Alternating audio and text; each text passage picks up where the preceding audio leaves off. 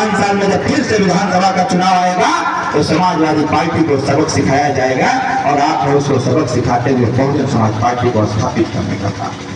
हर बार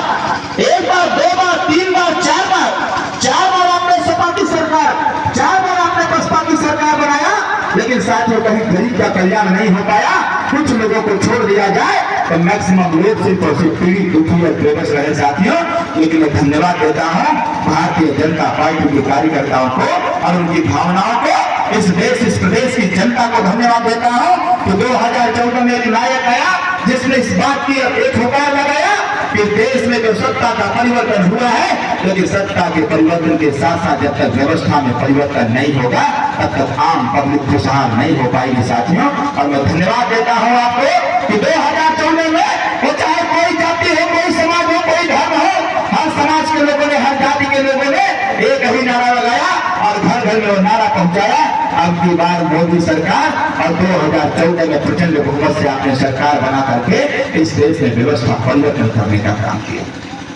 आज साथियों कहीं न कहीं जब गरीब को लगता है, जब विरोधी कहता है कि महंगाई चरम सीमा पर है, तो यह गरीब उससे भी जागरूक हो जाता है कि अगर महंगाई चरम सीमा पर है तो सरकार का ध्यान भी गरीबों पर है साथियों। मैं तो कहना चाहता हूं कि जब आप जाते हैं पंचूरन के दुकान पर, जब आप जाते हैं अपना सामान लेने के लिए, जब आपको एहसास होता है कि महंगाई है, तो इस देश और प्रदेश की सरकार आपके महंगाई को कम करने के लिए एक विकल्प भी देने का कार्य करता है। जब आप जाते हैं हॉस्पिटल में, जब दवाई लेने का काम करते हैं, इलाज कराने का काम करते हैं, जब हॉस्पिटल में पैसा लगता है तो आप भी सोचते हैं कि कौन सी ऐसी सरकार होगी, हम किसका समर्थन करें कि जो हमारे इलाज की व्यवस्था कर पाए। साथियों 2024 का लोकसभा का चुनाव चल रहा है। विगत 10 सालों से जिस प्रकार से देश में बदलाव आया हुआ है, विगत 7 सालों से जिस प्रकार से उत्तर प्रदेश में बदलाव आया है, मुझे पूर्ण विश्वास है कि आने वाले समय में अगर आपने 1 तारीख को चुनाव निशान 6 का बटन दबाया और फिर से मोदी जी को प्रधानमंत्री आपने बनाने का काम किया तो बहुत सारी व्यवस्थाओं में परिवर्तन होगा और गरीब कल्याण का काम होगा साथियों। ये मैं पूरे दावे के साथ कहना चाहता हूँ। आज माननीय हमारे देश और प्रदेश की सरकार ने जब व्यवस्था किया है, आपको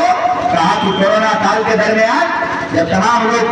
खाने के अभाव में, भोजन के अभाव में जब लोगों की मृत्यु हो जा रही थी, तो हमारी सरकार ने कहा कि भोजन के अभाव में इस भारतवर्ष में हम मरने नहीं देंगे और भारतीय संविधान के मानक के अनुसार वो पूरी व्यवस्था बनाएंगे